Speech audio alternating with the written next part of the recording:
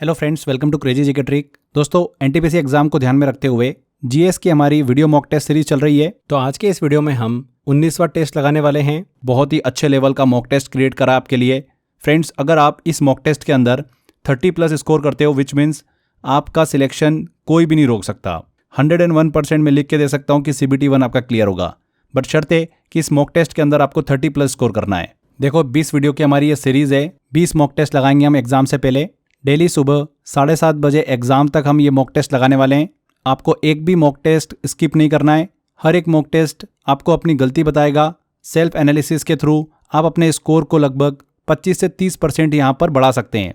जो भी student last तक टिकेगा, मतलब लास्ट मॉक टेस्ट तक मेरे साथ जाएगा, 100% वो एग्जाम को क्रैक करेगा। देखिए, इससे पहले हम 18 मॉक टेस्ट कंप्लीट कर चुके हैं। अगर आपने वो मॉक टेस्ट नहीं लगाएं तो आप प्लेलिस्ट को फॉलो कर लीजिए, वहाँ से आप प्रीवियस मॉक टेस्ट को भी लगा सकते हैं।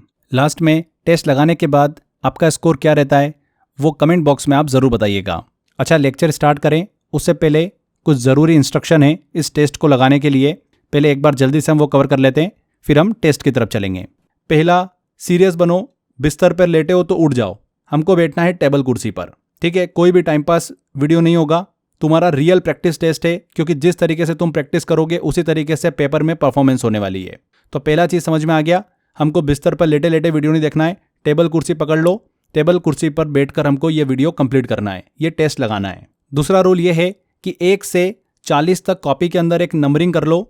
जो भी आपका क्वेश्चन सही हो रहा है या गलत हो रहा है, आपको यहाँ पर टिक करते हुए चलना है। पहला क्वेश्चन अगर सही होता है तो टिक कर दीजिएगा, दूसरा क्वेश्चन गलत हो रहा है तो गलत करना है, तीसरा क्वेश्चन सही हो रहा है तो सही करना है टिक हमको, ठीक है।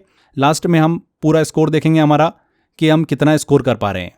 इसमें मैंने कुछ आपके लिए टारगेट भी रखा है। अगर आप 30+ स्कोर कर लेते हो, विच मीन्स NTPC CBT 1 आपका लगभग निकल ही गया है। अगर आपका स्कोर 25 से 30 के बीच में है तो आप बाउंड्री लाइन पर हो। थोड़ी सी मेहनत की आपको ज़रूरत है, तो जो गलती हो रही है उसको पहचानो और प्रैक्टिस करो। और 25 से अगर कम स्कोर आ रहा है आपका तो घबराना नहीं है, अभी भी समय है। अच्छे से रिवीजन करो। जो मैंने आपको 10,000 NTPC के 1-लाइनर दिए हैं उनको पढ़ो। यूट्यूब के ऊपर जो मेरी GS की मास्टर सीरीज चल रही है NTPC की, उसको फॉलो करो। आपका स्कोर 30+ हो जाएगा। तीसरा रूल है, एक बार में आपको पूरा टेस्ट लगाना है। टुकड़ों टुकड़ों में मत बांट देना इसको कि 10 क्वेश्चन तो हमने सुबह लगा लिए, 15 क्वेश्चन शाम को लगा लिए, तो ऐसे नहीं चलेगा। जैसा एग्जाम हॉल में बैठते हो ना, वैसे ही पूरा मॉक टेस्ट लगाना है, एक बार में, बिना रुके, बिना डिस्ट्रैक्शन के साथ में। क्लियर? चौथा रूल है, आखिरी रूल, मैं हर एक क्वेश्चन को क्लियर पढ़ूंगा ऑप्शन के साथ में, फिर आपको 5 सेकेंड मिलेंगे। 5 सेकेंड में आपको अपना फाइनल आंसर डिसाइड करना है। उसके बाद में मैं आपको करेक्ट आंसर बताऊंगा इन शॉर्ट एक्सप्लेनेशन। इस तरीके से न सिर्फ प्रैक्टिस होगी बल्कि हर सवाल के पीछे का आपको कॉन्सेप्ट भी क्लियर हो जाएगा। क्लियर हो गया फ्रेंड्स? स्टार्ट करने से पहले एक और चीज़, अगर इस पूरे टेस्ट का आपको बाद में प्रैक्टिस करना है तो जो 10,000 1-लाइनर मैंने GS के दिए हैं आपको NTPC के लिए, 29 रुपीज़ का पैकेज है वो। इसी पैकेज में ये 20 वीडियो टेस्ट आपको मिल जाएंगे। वहाँ पर भी आप इस टेस्ट के प्रैक्टिस कर सकते हैं। अगर अभी भी आपने 29 रुपीज़ वाला अगर वो GS का पैकेज नहीं लिया है 10,000 1-लाइनर का, तो डिस्क्रिप्शन बॉक्स में लिंक दे रखा है, कमेंट बॉक्स में भी लिंक दे रखा है, वहाँ पर क्लिक कर आप ले सकते हैं। इसके अलावा crazy GK trick application download करोगे तो फाउंडेशन कोर्स का ऑप्शन दिखेगा। इसमें कोर्स बाय अक्षय सर वाला फोल्डर है, इसमें जाओगे, वहाँ से आप एनरोल कर सकते हो, ठीक है। तो ये कुछ ज़रूरी इन्फॉर्मेशन थी स्टार्ट करने से पहले। अब हम टेस्ट की तरफ जा रहे हैं, तो रेडी हो जाइए, शुरू करते हैं। पहला क्वेश्चन है, निम्नलिखित में से किस स्वतंत्रता सेनानी ने नौजवान भारत सभा की स्थापना की थी? ऑप्शन है अशफाक उल्लाह खान, दादा भाई नौरोजी, विनायक दामोदर सावरकर या भगत सिंह।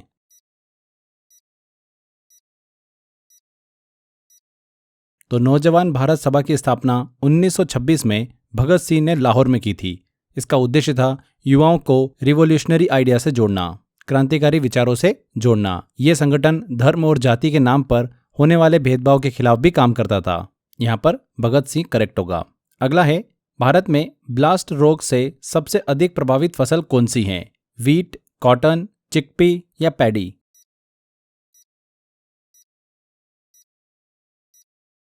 तो ब्लास्ट डिसीज, विस्फोट रोग, एक फंगल इन्फेक्शन है, कवकीय संक्रमण है। ये धान, पैडी की फसल को सबसे ज़्यादा प्रभावित करता है। ये रोग पत्तियों, तनों और धान के दानों को नुकसान पहुंचाता है। भारत और दक्षिण एशिया के देशों में ये एक मेजर थ्रेट, प्रमुख खतरा है। तो पैडी, धान बिल्कुल करेक्ट होगा। अगला है, हाल ही में ऑस्ट्रेलियन ओपन 2025 का पुरुष एकल का खिताब किसने जीता है? नोवाक जोकोविच, अलेक्जेंडर ज़्वेरेव, कार्लोस अल्कराज या जैनिक सिनर?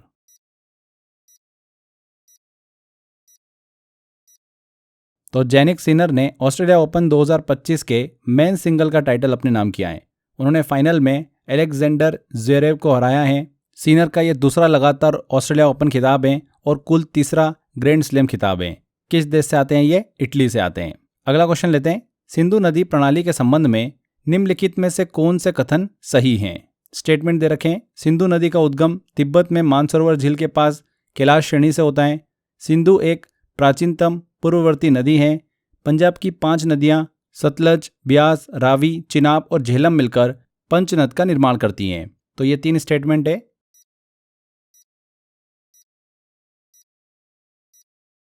तो करेक्ट आंसर होगा इसका आंसर डी, तीनों स्टेटमेंट बिल्कुल सही हैं। इंडस रिवर जो है सिंधु नदी, ये ओरिजिनेट होती है लेक मानसरोवर इन तिब्बत। तो पहला वाला स्टेटमेंट सही है। दूसरा, सिंधु एक प्राचीन पूर्ववर्ती नदी है, ये भी बिल्कुल सही है, जो कि हिमालय बनने से पहले से बह रही थी। एंड तीसरा पॉइंट भी सही है कि पंजाब की ये 5 नदियां जो है मिलकर पंचनद का निर्माण करती हैं। अगला लेते हैं क्वेश्चन। कौन कौन सी नदियां मानसरोवर झील से निकलती हैं? सिंधु, गंगा, सतलुज, सिंधु, यमुना, ब्रह्मपुत्र, सिंधु, सतलुज, ब्रह्मपुत्र या गंगा, यमुना, सतलुज?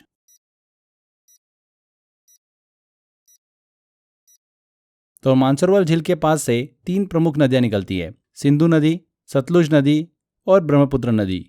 अच्छा, इसमें जो सतलुज नदी है इसका उद्गम जो होता है यह राक्षस ताल से होता है। ठीक है, चलिए आगे बढ़ते हैं, अगले क्वेश्चन की तरफ चलते हैं। अब हाल ही में गणतंत्र दिवस परेड 2025 में राज्यों और केंद्र शासित प्रदेशों की श्रेणी में किस राज्य की झांकी को प्रथम स्थान प्राप्त हुआ है? मध्य प्रदेश, महाराष्ट्र, उत्तर प्रदेश या राजस्थान?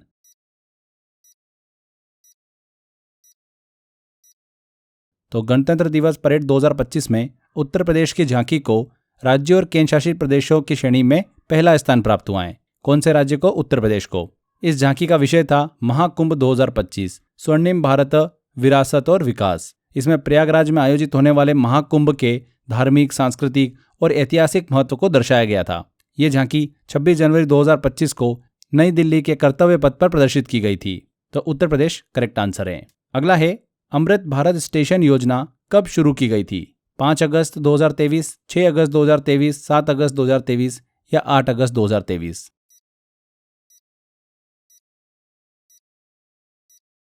तो अमृत भारत स्टेशन स्कीम को 6 अगस्त 2023 को प्रधानमंत्री नरेंद्र मोदी ने शुरू किया था।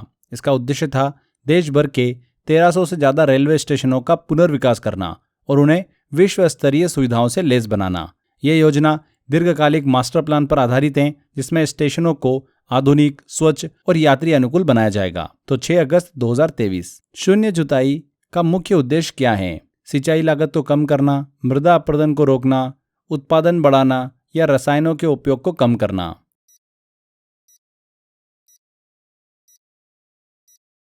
तो शून्य जुताई एक ऐसी कृषि पद्धति है जिसमें भूमि को जोते बिना सीधे बीज बोए जाते हैं। इसका मुख्य उद्देश्य होता है मिट्टी की ऊपरी परत को संरक्षित रखना, जिससे मृदा अपरदन, सॉइल इरोजन कम होता है।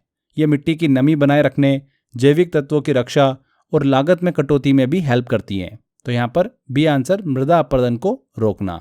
नेक्स्ट है, राज्यसभा का गठन कब हुआ था? 15 अगस्त 1947, 26 जनवरी 1950, 3 अप्रैल 1952 या 26 नवंबर 1949?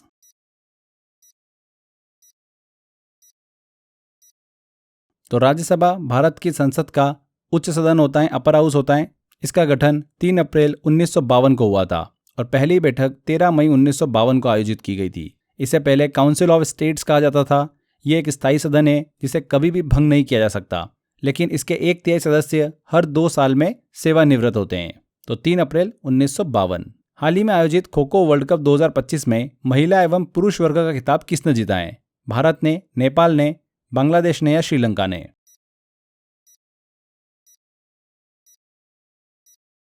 तो भारत ने खो खो वर्ल्ड कप 2025 में पुरुष और महिला दोनों वर्गों में खिताब जीतकर इतिहास रच दिया है। ये टूर्नामेंट जनवरी में नई दिल्ली के इंदिरा गांधी इंडोर स्टेडियम में आयोजित हुआ था।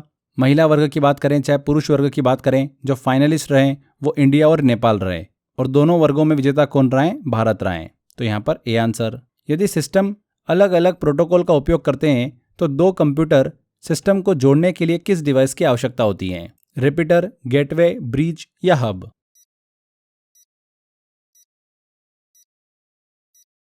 तो जब दो कंप्यूटर सिस्टम अलग अलग नेटवर्क प्रोटोकॉल जैसे कि TCP/IP या एप्पल टॉक इनका उपयोग करते हैं तो उन्हें कनेक्ट करने के लिए एक गेटवे की आवश्यकता होती है। किसकी? गेटवे की। गेटवे एक ऐसा डिवाइस होता है जो एक नेटवर्क से दूसरे नेटवर्क के बीच कम्युनिकेशन संभव बनाता है, भले ही उनके प्रोटोकॉल अलग अलग हो। यह डेटा को एक प्रोटोकॉल से दूसरे प्रोटोकॉल में ट्रांसलेट करता है। तो बी आंसर। भारतीय संविधान का कौन सा आर्टिकल सिक्किम राज्य के लिए विशेष प्रावधानों से संबंधित है? आर्टिकल 371C, आर्टिकल 371, 371F या आर्टिकल 371A?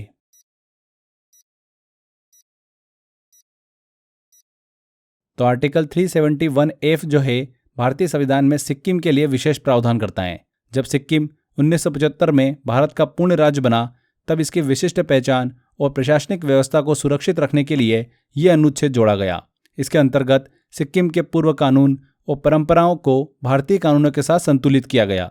इसमें यह भी प्रावधान है कि राज्य विधानसभा में सिक्किम के कुछ समुदायों को सुरक्षित प्रतिनिधित्व मिले। तो किस आर्टिकल से संबंधित है? Article 371F। अगला है, हाल ही में लॉन्च किए गए एंटिटी लॉकर डिजिटल प्लेटफॉर्म को किस मंत्रालय द्वारा विकसित किया गया है? गृह मंत्रालय, इलेक्ट्रॉनिक्स और सूचना प्रौद्योगिकी मंत्रालय, वित्त मंत्रालय या वाणिज्य और उद्योग मंत्रालय?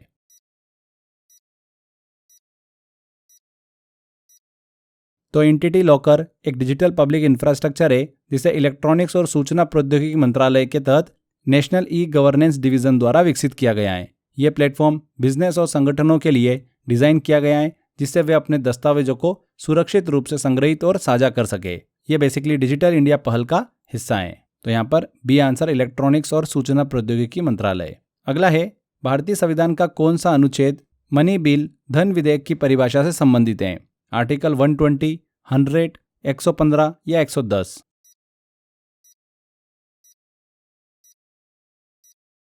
तो आर्टिकल 110 में मनी बिल की संवैधानिक परिभाषा दी गई है।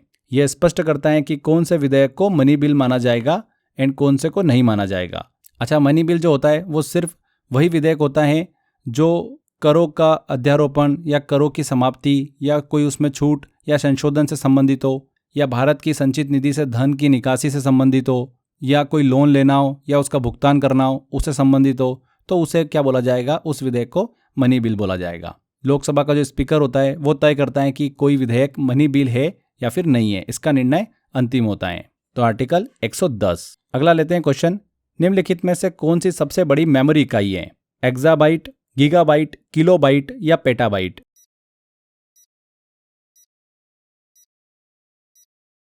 तो इन चारों में सबसे बड़ी मेमोरी यूनिट कौन सी है? एक्साबाइट। एक्साबाइट के बाद छोटी यूनिट जो आती है वो पेटाबाइट होती है, उससे कम गीगाबाइट, और इन चारों में सबसे छोटी है किलोबाइट। यहाँ पर ए आंसर। हाल ही में लॉन्च किए गए शहीद माधो सिंह हाथ खर्चा योजना को किस राज्य सरकार ने शुरू किया है? तमिलनाडु, राजस्थान, महाराष्ट्र या ओडिशा?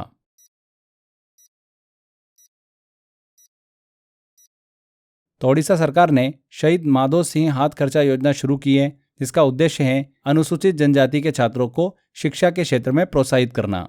इस योजना के तहत क्लास 9th और 11th में प्रवेश लेने वाले ST छात्रों को 5,000 की एक मुश्त वित्तीय सहायता प्रदान की जाएगी। ये योजना जनवरी 2025 को ओडिशा के मुख्यमंत्री मोहन चरण मांझी द्वारा भुवनेश्वर में लॉन्च की गई। तो ओडिशा, डी आंसर। निम्नलिखित में से किस अनुच्छेद में यह उल्लेख्य है कि राज्य के नीति निर्देशक तत्व न्यायालय में लागू करने योग्य नहीं है? ऑप्शन है आर्टिकल 37, आर्टिकल 40, 38 या 39।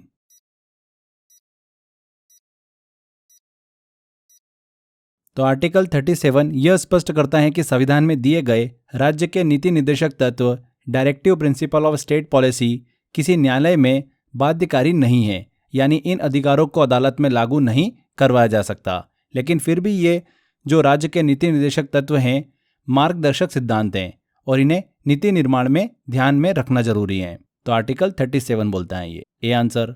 IPv4 एड्रेस का साइज है 8 बिट, 32 बिट, 64 बिट या 128 बिट?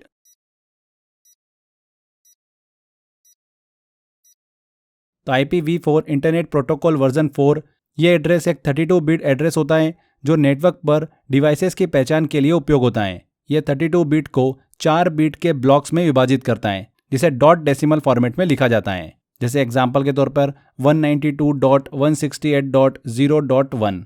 तो हर एक ब्लॉक की वैल्यू 0 से 255 के बीच हो सकती हैं। तो 32 bit B answer. Vijay Hazare trophy 2024-25 के फाइनल में किस टीम ने विदर्भ को हराकर खिताब जीता है? तमिलनाडु, कर्नाटक, महाराष्ट्र या उत्तर प्रदेश?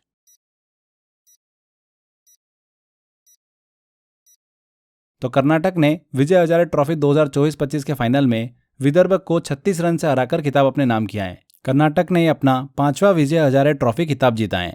तो कर्नाटक बी आंसर। वर्ष 1920 में कांग्रेस के नागपुर अधिवेशन में निम्नलिखित में से किसने असहयोग आंदोलन का मुख्य प्रस्ताव प्रस्तुत किया था? सी राजगोपालाचारी, सी आर दास, मदन मोहन मालवीय या मोतीलाल नेहरू?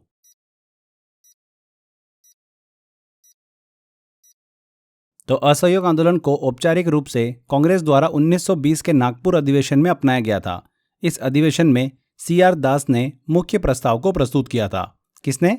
सी आर दास ने। यहाँ पर आगे बढ़े, 20 सेकंड के अंदर जल्दी से मैं एक छोटी सी इन्फॉर्मेशन आपको दे देता हूँ। लास्ट टाइम के लिए एनटीपीसी का कंप्लीट पैकेज हमने आपके लिए अवेलेबल करा दिया है। जीएस, मैथ्स एंड रीजनिंग तीनों की यहाँ पर आपको ई बुक मिल जाएगी इस पैकेज के अंदर। मैथ्स के टॉपिक वाइज आपको यहाँ पर ई बुक मिल जाएगी विथ सॉल्यूशन के साथ में। ऐसे रीजनिंग की भी मिल जाएगी एंड जीएस के आपको यहाँ पर लास्ट टाइम रिवीजन के लिए 1 लाइनर दिए गए हैं। तो 64 रुपीज़ का पैकेज है मात्र ये, आप ले सकते हैं इसको। डिस्क्रिप्शन बॉक्स और कमेंट बॉक्स में लिंक दे रखा है। इसके अलावा क्रेजी जीके ट्रिक एप्लीकेशन में जाएंगे, फाउंडेशन कोर्स में कोर्स बाय अक्षय सर वाला फोल्डर दिखेगा, इसमें जाएंगे तो ये पैकेज आपको मिल जाएगा। इसमें डेली एक मॉक टेस्ट भी हम आपके लिए अवेलेबल करा रहे हैं, जिससे कि आप सेल्फ एनालिसिस कर सकते हैं, प्रैक्टिस कर सकते हैं। तो एक छोटी सी इन्फॉर्मेशन थी। चलिए अगला है, भारतीय संविधान के किस आर्टिकल के तहत संसद को व्यापार, वाणिज्य और आवागमन पर प्रतिबंध लगाने का अधिकार प्राप्त है? आर्टिकल 304, आर्टिकल 300A, आर्टिकल 303 या आर्टिकल 302?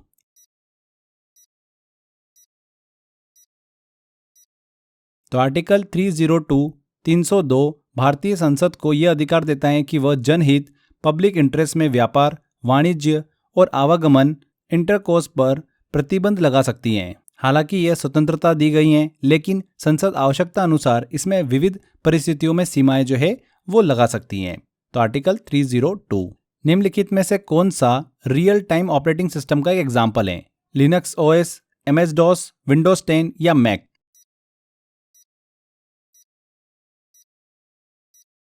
तो लिनक्स ओएस एक रियल टाइम ऑपरेटिंग सिस्टम है जिसे विशेष रूप से एम्बेडेड सिस्टम के लिए डिजाइन किया गया है। रियल टाइम ऑपरेटिंग सिस्टम का मतलब यह है कि ऐसा ऑपरेटिंग सिस्टम जो सटीक समय पर रिस्पॉन्स देता है और जहां पर टाइम की पाबंदी बहुत ही ज़रूरी होती है। इसे मिलिट्री, एरोस्पेस, टेलीकॉम और इंडस्ट्रियल कंट्रोल सिस्टम में उपयोग किया जाता है। यहाँ पर ए आंसर। स्तंभ ए और स्तंभ बी, कॉलम ए और कॉलम बी को यहाँ पर मिलान करना है। कॉलम ए में डिसीज दे रखी है, कॉलम बी में उसका कारण दे रखा है।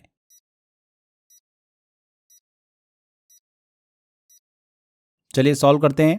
पहला देखिए डिसीज है क्वाशियोरकोर। तो ये डिसीज जो है प्रोटीन की कमी से होती है, प्रोटीन डिफिशियंसी, मतलब 4th नंबर का। कमजोर हड्डियां और मांसपेशियां, ये होती है कैल्शियम की कमी से। एनीमिया, ये आयरन की कमी से होती है। और घेंगा रोग आयोडीन की कमी से। तो यहाँ पर सीक्वेंस क्या बना? डी, सी, बी और ए, जो कि सी वाले ऑप्शन में दे रखा है। अगला है, हाल ही में किस राज्य ने कवचम सिस्टम लॉन्च किया है? ऑप्शन है तमिलनाडु, केरल, कर्नाटका और आंध्र प्रदेश।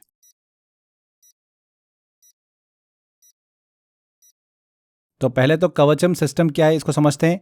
कवचम का फुल फॉर्म क्या है? Kerala warnings crisis and hazard management system. ये एक उन्नत आपदा चेतावनी प्रणाली सिस्टम है जो हाल ही में केरल सरकार के द्वारा शुरू किया गया है। इस प्रणाली का उद्घाटन जनवरी 2025 को वहां के मुख्यमंत्री पिनराई विजयन द्वारा किया गया। कवचम का उद्देश्य बेसिकली यही है कि राज्य में आपदा प्रबंधन को अच्छा मजबूत करना और जनता को समय पर चेतावनी प्रदान करना। तो बी आंसर। निम्नलिखित में से किसने महात्मा गांधी और शिव प्रसाद गुप्त के साथ मिलकर 1921 में वाराणसी में काशी विद्यापीठ की स्थापना की थी? रविंद्रनाथ टैगोर, भगवान दास, सुभाष चंद्र बोस या रघुकुल तिलक?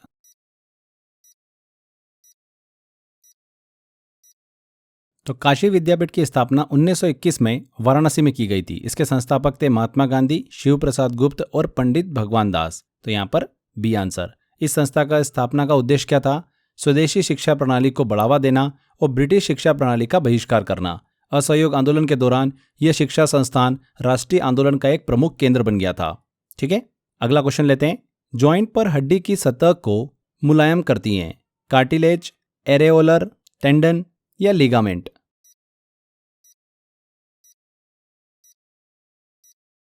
तो कार्टिलेज उपास्थि एक मुलायम और लचीला संयोजी ऊतक होता है, कनेक्टिव टिश्यू होता है जो हड्डियों के सिरे पर पाया जाता है, विशेष करके जॉइंट्स पर। इसका काम क्या होता है? हड्डियों के बीच घर्षण को कम करना और हड्डी की सतह को मुलायम बनाना। तो यहाँ पर कार्टिलेज ए आंसर करेक्ट होगा। संविधान सभा के सदस्य कौन थे? जनता द्वारा प्रत्यक्ष रूप से निर्वाचित, जनता द्वारा परोक्ष रूप से निर्वाचित, गवर्नर जनरल द्वारा नामित या कांग्रेस और मुस्लिम लीग द्वारा नामित?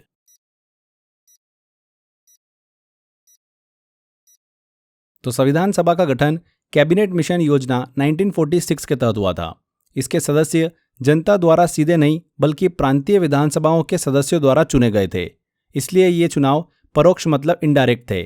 संविधान सभा में अलग अलग राजनीतिक दलों के सदस्य थे, जिनमें कांग्रेस और मुस्लिम लीग प्रमुख थे। तो यहाँ पर बी आंसर जनता द्वारा परोक्ष रूप से निर्वाचित, indirectly elected by the people. अगला है, गड़गड़ाहट की आवाज हमें बिजली की चमक के बाद क्यों सुनाई देती है?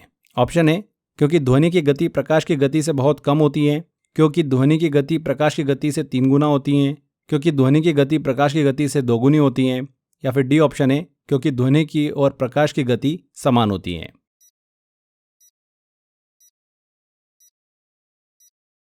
तो करेक्ट आंसर होगा इसका ए वाला, ध्वनि की गति प्रकाश की गति से बहुत ही कम होती है। जब बिजली चमकती है और गड़गड़ाहट होती है तो दोनों घटनाएं समान समय पर होती हैं, लेकिन हमें पहले बिजली की चमक दिखाई देती है और बाद में गड़गड़ाहट की आवाज़ सुनाई देती है। ऐसा क्यों होता है?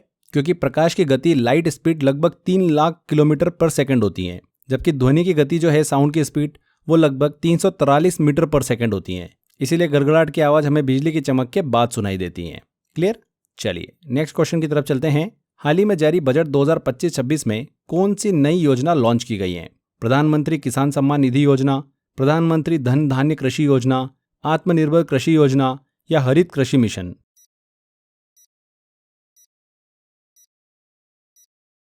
तो प्रधानमंत्री धन धान्य कृषि योजना, इसको केंद्रीय बजट 2025-26 में वित्त मंत्री निर्मला सीतारमण द्वारा लॉन्च किया गया। इस योजना का उद्देश्य क्या है? मध्य फसल तीव्रता और औसत से कम क्रेडिट वाले 100 जिलों में कृषि सुधार लाना। यह योजना राज्यों के सहयोग से चलाई जाएगी और इसके तहत लगभग 1.5 करोड़ किसानों को लाभ पहुंचाने का लक्ष्य है। तो प्रधानमंत्री धन धान्य कृषि योजना। अगला है, अखिल भारतीय किसान सभा के पहले अध्यक्ष कौन थे? पीसी जोशी, जयप्रकाश नारायण, आचार्य नरेंद्र देव या स्वामी सजानंद सरस्वती?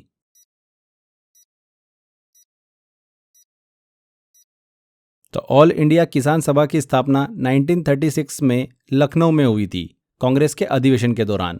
इसके पहले अध्यक्ष बने थे स्वामी सजानंद सरस्वती, जो कि एक प्रसिद्ध किसान नेता और समाज सुधारक थे। इस सभा का उद्देश्य था किसानों के भू अधिकार, शोषण के विरुद्ध आवाज उठाना और जमींदारी प्रथा का विरोध करना। तो डी आंसर स्वामी सजानंद सरस्वती। अगला है, एक तत्व X की परमाणु संख्या क्या होगी जो आवर्त 2 और समूह 17 में स्थित है? ऑप्शन है 8, 7, 10 या 9।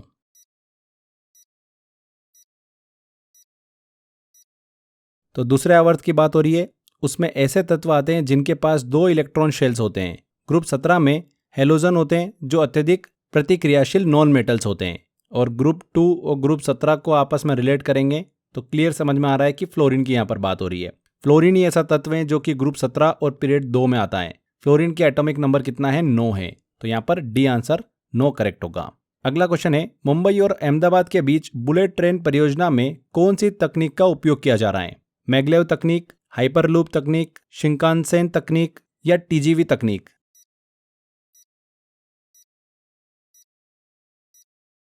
तो मुंबई अहमदाबाद बुलेट ट्रेन परियोजना में जापान की प्रसिद्ध शिंकानसेन तकनीक का उपयोग किया जा रहा है।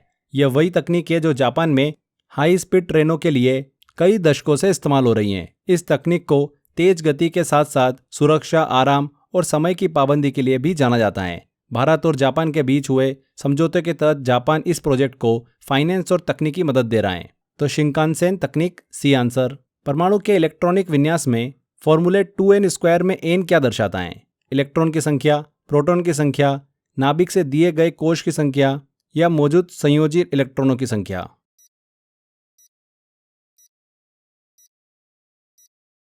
तो फॉर्मूला 2n² का उपयोग यह पता लगाने के लिए किया जाता है कि किसी विशिष्ट ऊर्जा स्तर एनर्जी लेवल में अधिकतम कितने इलेक्ट्रॉन आ सकते हैं। यहाँ पर n का मतलब होता है उस शेल की संख्या से जो कि नाभिक से कितनी दूर पर है। तो नाभिक से दिए गए कोश की संख्या, shell number from the nucleus, C answer. आगे बढ़ते हैं। हाल ही में पहली EFIR दर्ज करने वाला पुलिस स्टेशन किस राज्य या केंद्र शासित प्रदेश में स्थित है? उत्तर प्रदेश, महाराष्ट्र, जम्मू कश्मीर या राजस्थान।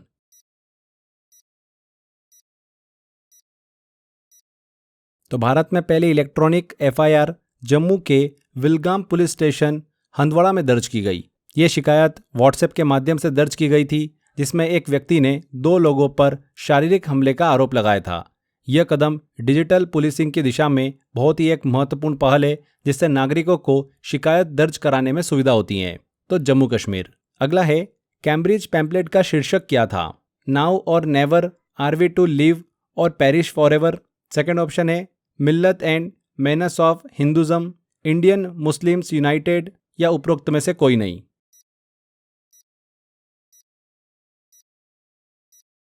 तो friends, now or never, are we to live or perish forever एक बहुत ही फेमस पैम्पलेट था जो 1933 में चौधरी रहमत अली ने कैम्ब्रिज मतलब इंग्लैंड में पब्लिश किया था। इस पैम्पलेट में उन्होंने पहली बार पाकिस्तान नाम को प्रपोज किया था। तो यहाँ पर now or never, A answer. अगला है, भारतीय संविधान का कौन सा अनुच्छेद राज्य द्वारा वित्त पोषित किसी भी शैक्षणिक संस्था में धार्मिक शिक्षा देने पर रोक लगाता है? आर्टिकल 28, 29, 30 या 27।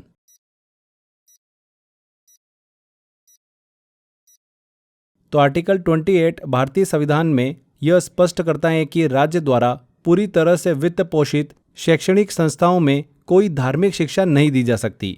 यदि कोई संस्थान धार्मिक ट्रस्ट द्वारा चलाया जा रहा हो तब धार्मिक शिक्षा दी जा सकती हैं, लेकिन उसमें भी छात्र की सहमति जरूरी है। तो आर्टिकल 28। अगला है, भारतीय रेलवे का पहला पॉड होटल नवंबर 2021 में निम्नलिखित में से किस रेलवे स्टेशन पर उद्घाटित किया गया था? Mumbai central railway station, Chennai central, Howrah या तिरुवनंतपुरम।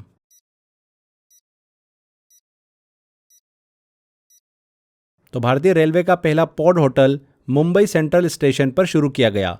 इसे IRCTC और अर्बन पॉड प्राइवेट लिमिटेड के सहयोग से बनाया गया। इसमें यात्रियों को अफोर्डेबल और हाई टेक स्टे की सुविधा मिलती है। तो Mumbai central railway station. Non stick बर्तनों पर किस पदार्थ की परत चढ़ाई जाती है? टेफ्लॉन, वेलक्रो, तेल या पॉलीस्टाइरीन।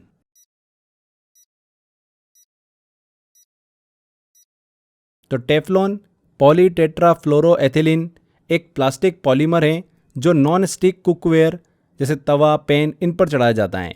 यह हीट रेजिस्टेंट होता है और इस पर खाना चिपकता नहीं है। यह घरों और होटल दोनों में बहुत ही ज़्यादा पॉपुलर कोटिंग है। तो टेफ्लॉन। नेक्स्ट है, द्रोणाचार्य पुरस्कार किस वर्ष शुरू किया गया था?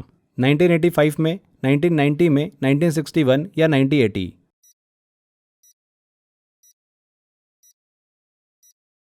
तो द्रोणाचार्य अवार्ड भारत सरकार द्वारा खेल प्रशिक्षकों, स्पोर्ट कोचेस को दिया जाता है। यह 1985 में शुरू किया गया था। बेसिकली इसका नाम महाभारत के गुरु द्रोणाचार्य के नाम पर रखा गया है 1985 में। विट्ठल मंदिर स्मारकों के इनमें से किस समूह में शामिल हैं? हम्पी में स्थित स्मारकों के समूह, महाबलीपुरम, पट्टदक्कल या खजुराहो।